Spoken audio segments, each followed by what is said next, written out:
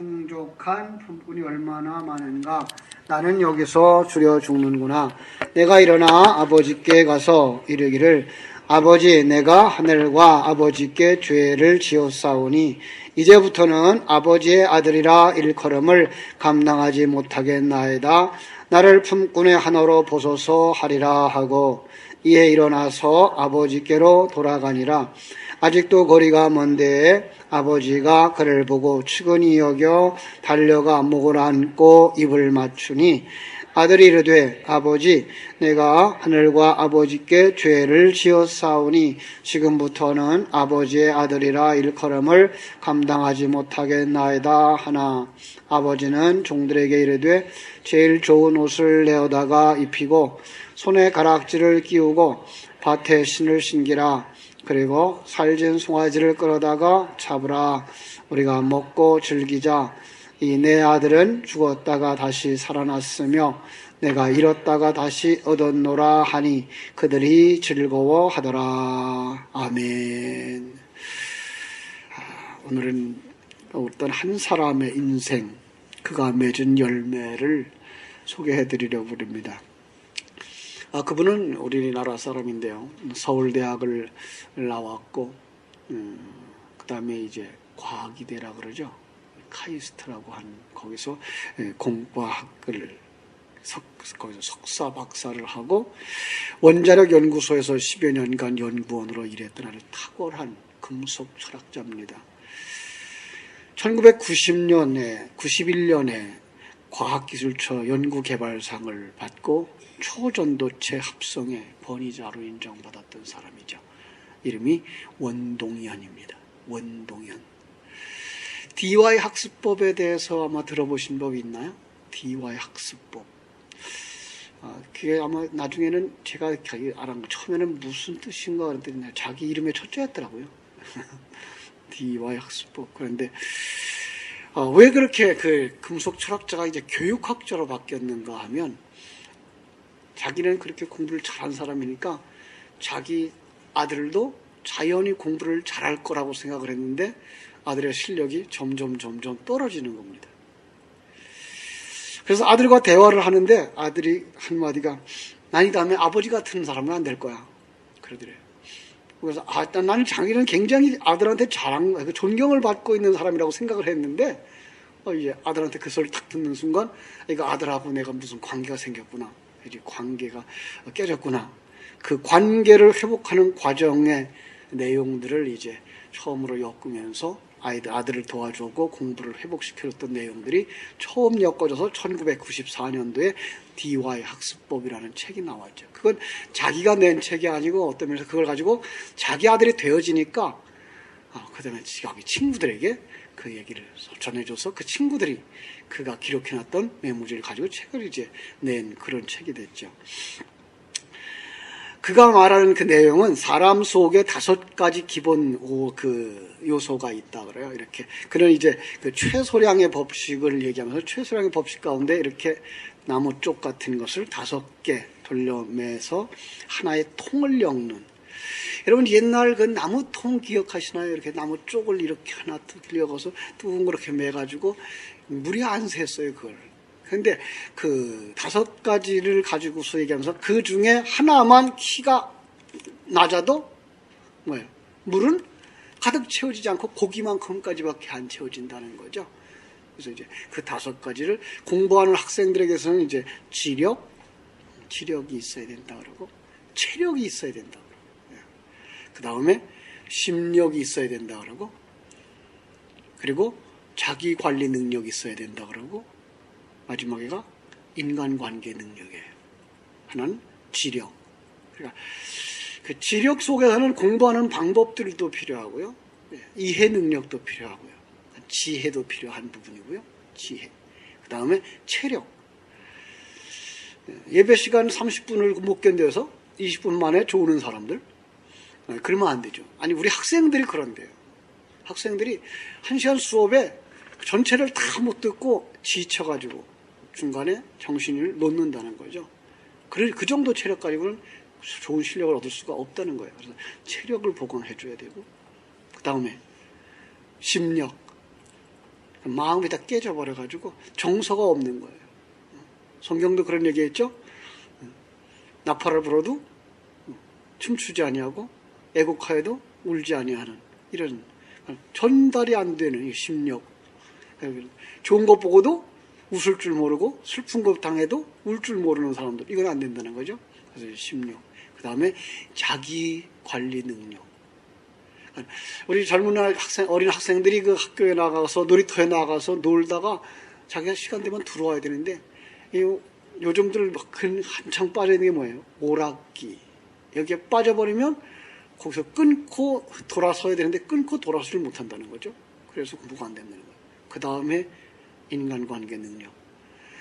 이 관계 능력 속에서 우리 다 경험한 얘기인데 뭔가 하면 선생님하고 관계가 좋으면 그 과목은 성적이 올라가죠. 그렇죠. 그래서 선생님과의 관계, 그리고 친구 간의 관계, 더 중요한 거 부모와의 관계. 부모와의 관계가 깨지면 그 부모가 원하는 걸 안 한대요. 반항적으로. 부모가 뭐 원하겠어요, 자식들한테. 아무것도 원하지 않는다. 오직 공부 하나만 잘해라. 그럼 이제 공부 잘하라 그러면 그걸 안 한다. 이걸 가지고 그분이 그 디와이 학습법이 나오면서 1996년도에 연변과학기술대학의 부총장으로 가게 돼요. 그래서 부총장으로 그 연변에서 이제 조선족들이 그 당시에 이제 문제들이 발생하기 시작하니까 그 이제 교원들을 모아놓고 자기가 연구했고 실현했던 그런 내용들을 했어요. 그랬더니 조선 제1중학교에서 이제 교원들이 그 일을 하기로 했어요. 실습을 하기로 했어요.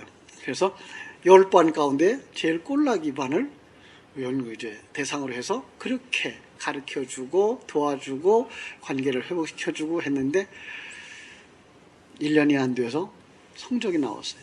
본인은 이제 원동현 박사는 국내로 들어왔고 이분은 그 몽골로 갔고 거기 학교에서 결과가 나왔는데 성적이 올라갔어요. 몇 등쯤 올라갔을까요? 10등반. 1등 나왔어요. 1년이 안 돼서 애들이 확 뒤집어진 거예요. 그래서 이분은 그때부터 정말로 넘쳐나는 힘을 만들어 줄 수만 있다면 그 힘이 한 곳에 쏟아지는구나. 그래서 그때부터 이제 울란바토르에, 이제 내몽골의 울란바토르에다가 이제 학교를 또 세웠고, 그리고 이제 그런 소식들을 들은 우리 한국의 목사님들이 그분을 초청해다가 한국에다가 이제 학교를 세웠어요. 그가 이제 대안학교였는데 그 대안학교를 만들 때는 뭐라 그러는가 하면은 제일 공부 못하는 애들만 뽑았어요. 학교에서 낙제하는 애들. 그래서 그 추천서를 받을 때 학교나 경찰서에서 사고 증명서를 가져오는 애들만 받았어요. 남자애들 20명, 여자애들 20명을 합숙해가지고 이 학습 방법을 하면서 관계 개선을 위해서 선생님들한테 두발 자유화 시켰고 아무렇게 입어도 괜찮고 합숙을 하는데 불구하고, 그러니까 학생들은 회복되어주는데 그때 지쳐서 떨어지는 게 선생님들이에요. 그러니까 학교도 유지해체가 안 되는 형편에 선생님들을 어떻게 모집했는가 하면 선교사처럼 모집했어요. 연면과기대 교수들이 다 그래요. 그러니까 여기서 학교에서는 돈을 많이 못 주니까 당신 후원자들을 마련하고 그리고 후원자들의 성금을 가지고 들어와서 교수를 해라, 이렇게 해서 바로 여기도 당신들한테 우리는 많이 못 줍니다. 그런데 이런 꿈이 있어서 이들에게 가르치려고 그러니까 오십시오. 그래서 좋은 선생님들이 많이 왔는데 그분들이 그 애들을 자유하게 놓아주고 그들의 비위에 맞춰주고 하다 보니까 선생님들이 다 지치는 거예요. 그 선생님들이 막 병원에 가고 그런데 3년이 지난 2002년도 39명이 졸업을 해요. 한 명만 낙오자가 되고 39명이 졸업을 하는데 39명 데리고 졸업식을 3시간을 했어요. 선생님, 저도 한마디 할게요. 저는 이런 사람이었어요. 선생님을 만나지 못했다면, 이 대안학교가 없었다면 저는 인생의 쓰레기가 되고 말았을 거예요. 그런데 저는 이제 제가 원했던 이런 학교를 가게 됐어요. 이렇게 앞으로 우리 꿈이 커가게 됐어요. 라는 얘기를 간증하는 그 시간이 3시간이 걸린 거예요. 눈물바다가 된 거죠. 참 놀라운 일이죠. 그죠? 그들이 그렇게 왔기 때문에 그 40명 애들이 대학에 갈 수 있는 확률은 5%라고 그랬대요. 아무도 대학에 갈 수 있다는. 여러분, 50%라도 살 수 있어요? 없어요? 모르나요, 그거를. 50%가 있다 그래도 이건 굉장하기도 하고 그러는데, 이건 5%라는 거죠. 그건 없다는 거죠. 그런데 불구하고 92%의 학생들이 다 자기가 원하는 학교를 들어갔고, 외국으로 유학 갔고, 좋은 직장을 찾았어요. 3년 만에. 그러니까 그분은 그러는 거예요. 3년, 그 고등학교 고정만 했거든요. 3년을 허랑방탕하고 낭비했었더라도 정말 제대로만 잡아준다 그러면 3년 만에 6년 공부를 다 할 수 있었더라는 얘기예요. 그분의 이론 가운데 하나는 과학적 사고를 가지지 못한 사람이 과학 점수가 나오면 그건 제 점수가 아니다. 체력이 없는 사람이 체육 점수가 많이 나온다면 그건 정상이 아니다. 역사적 사고가 없는 사람이 역사 점수 많이 나와봤자 그거 아무것도 아니다. 외국인과 대화하지 못하는 외국어 실력, 그거 아무것도 아니다. 그래서 그들은 대화하는 훈련들을 많이 했고, 영어 같은 것도 마지막 내일 시험 보러 가는데도 불구하고 오늘까지 그들은 프리토킹 하면서 이야기를 나누어서 실력을 쌓았던 애들이죠. 그리고 들로 나가서 심력을 키워주기 위해서 자연 만물을 보고 거기에다 의미를 부여하고, 그리고 이제 관계 개선을 위해서 매주마다 한 번씩 엄마에게, 아빠에게 편지 쓰기 했고, 한 달에 한 번씩 부모님들을 초청해다가 자녀들과 같이 하는 하룻밤 프로그램들을 진행을 하고, 이렇게 하면서 이제 지력을 키워줬어요. 지력은 공부하는 방법들이었죠. 어떻게 책을 읽을 것이냐. 그래서 그분이 가르쳐 준 게 이제 속독법이에요, 사실은. 속독을 하면서 그걸 정리해 나가는 것. 책을 아무리 많이 읽어도 정리가 안 되면 무슨 내용인지 몰라요. 그래서 속독을 해주면서 제일 먼저 강조했던 게 이제 목차 외우기. 목차를 가지고 들어가서 책을 분석해서 보기. 그 다음에 한 단락을 읽고 3분 동안 읽고 3분 읽은 내용을 정리하기. 이런 식으로 해서 지력을 키워줬어요.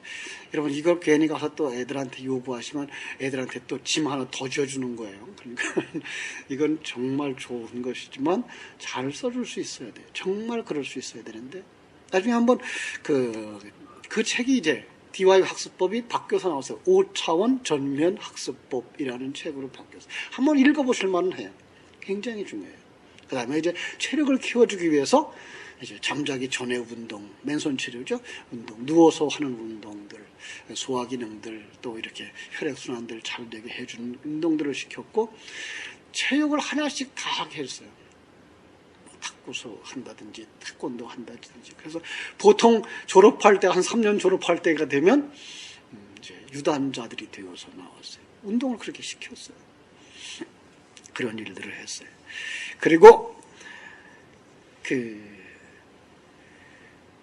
나중에 어디에 동두천 고등학교로 갔어요. 동두천 종합고등학교에 갔는데 그 후 2년부터 그 학교에, 변두리 학교에 학생들이 서울의 유명한 학교에 들어가기 시작했고, 3년 되던 해 결국은 서울대에 들어가는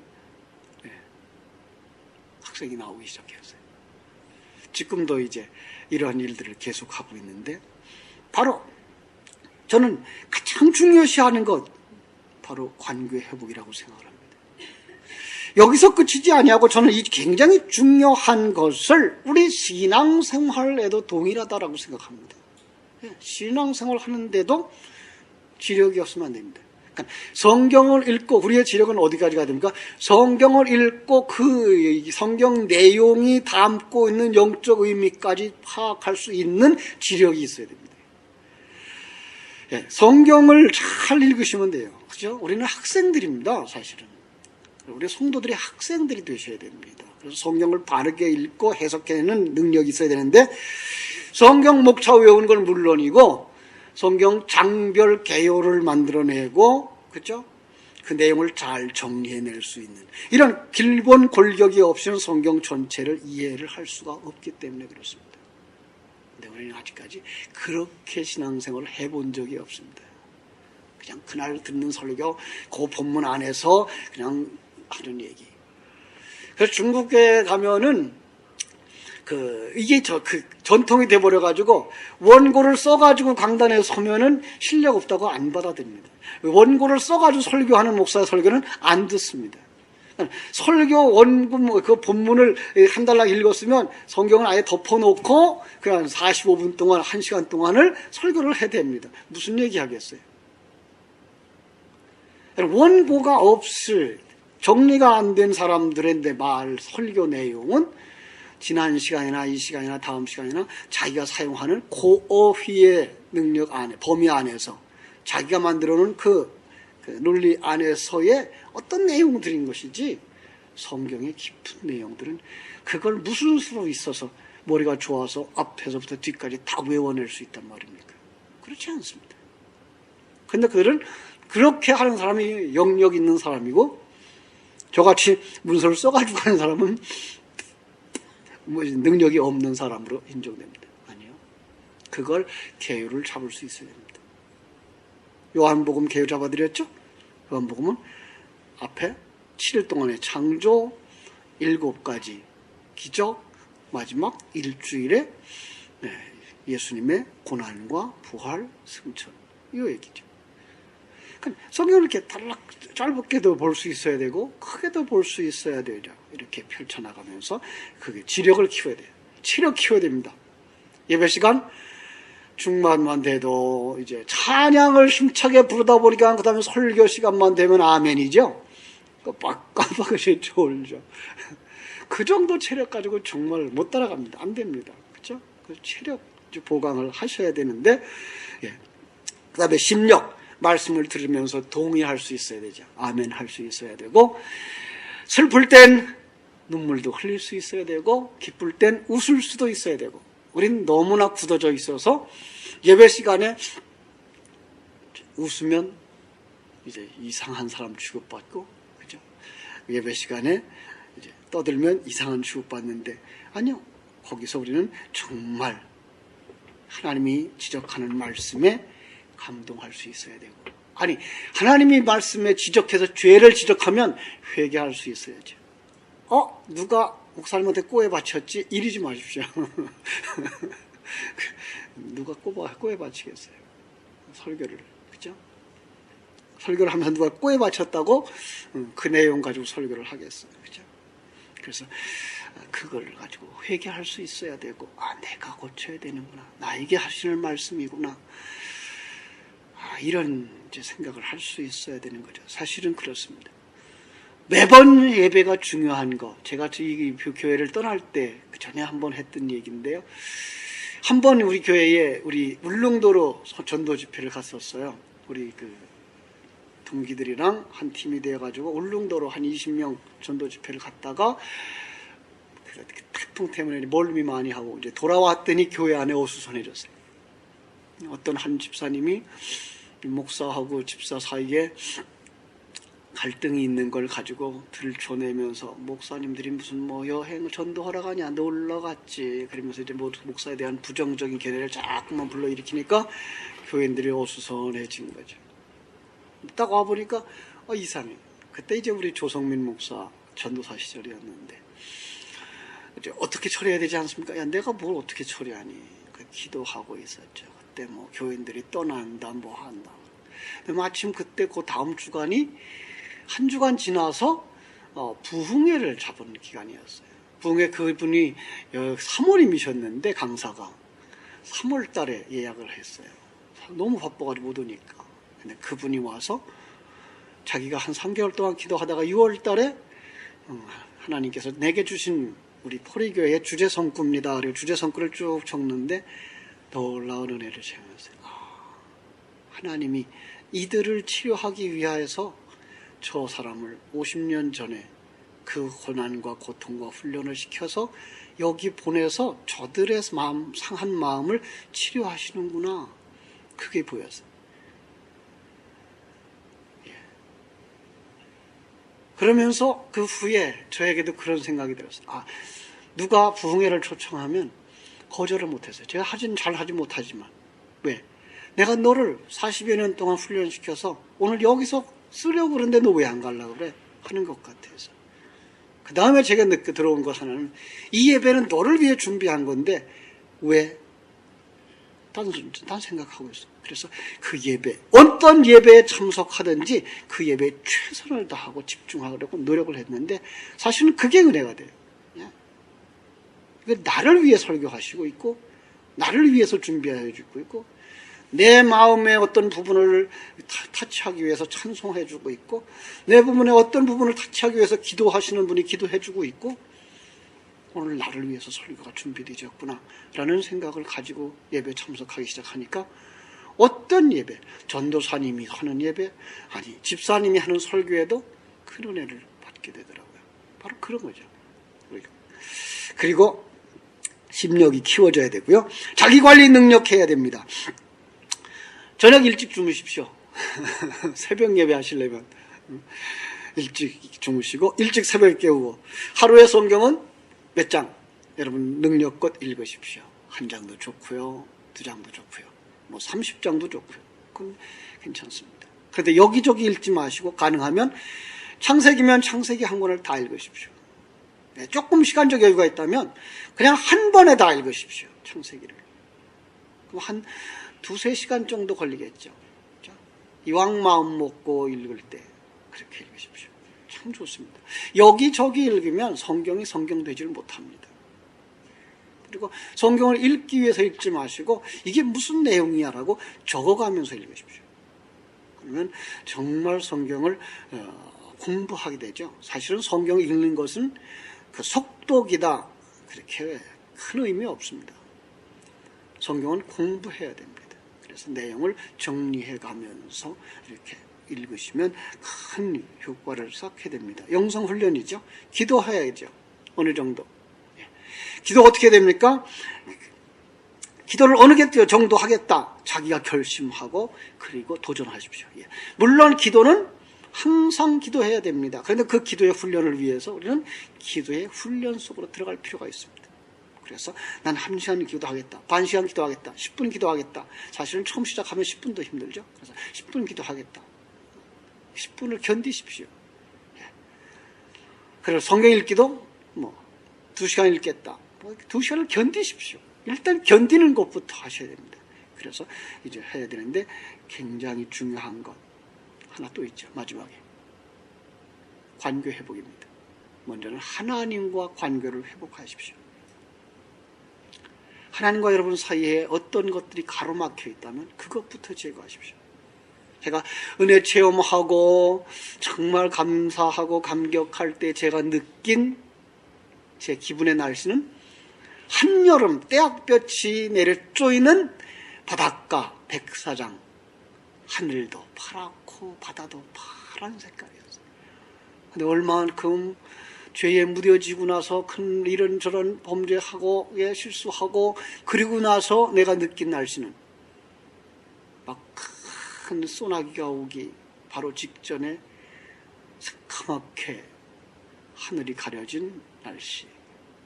그걸 회복하는 데는 너무나 힘들었고, 그리고 그렇게 밝은 분위기가 다시 돌아오기까지는 상당한 시간이 걸렸어요.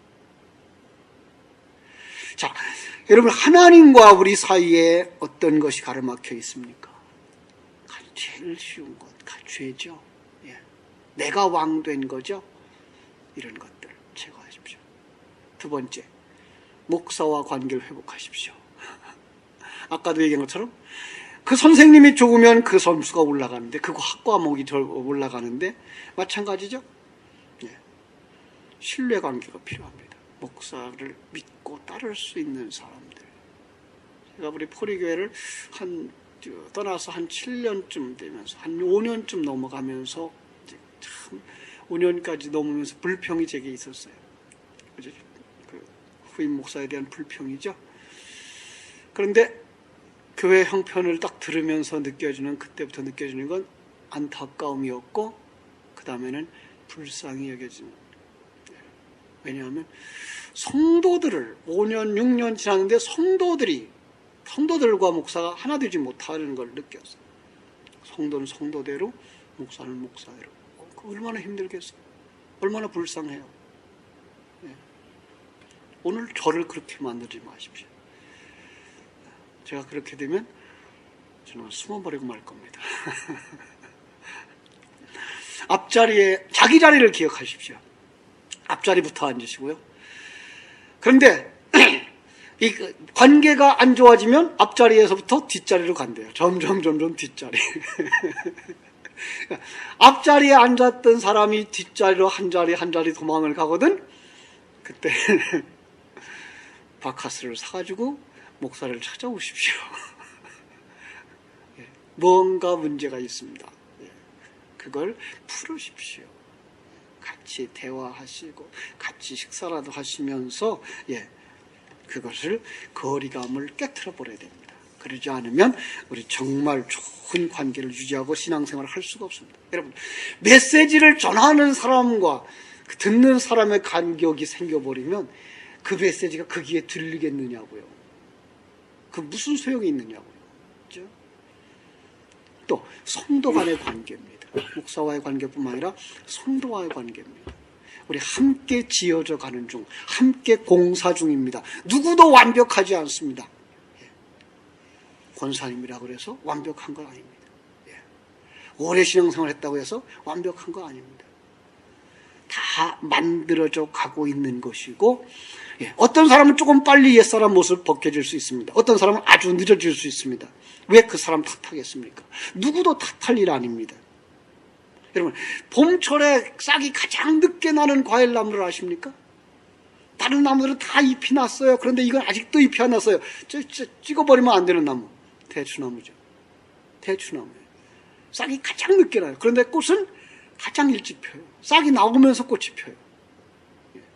누가 압니까? 그분이 그럴 분인지. 지금은 늦어 보이지만 그분이 제일 먼저 완성될지 누가 아십니까? 그죠? 아무도 모릅니다.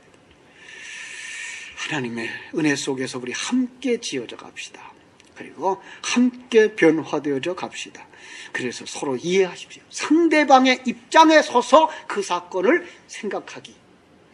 부부간에, 이게 제가 부부의 그 얘기를 하면서 늘 하는 얘기. 두 기둥 가운데 두 창문. 기억할 수 있으면 좋겠고요. 기억하지 못하면 나중에 또 얘기해 드릴게요. 창문이 하나가 이해라고 그랬죠. 이해, 영어로 understand. 그죠? 그 understand 뭐예요? 아래에 서서. 그죠? 그러니까 상대방의 입장에 서서 그 문제를 생각하게. 남편이 술 취해가지고 들으면 바가지부터 긁는 게 아니고 무슨 사정이 있어서 술에 취하지 않으면 안 됐을까를 생각하고 그 사건을 보기. 이런 거죠.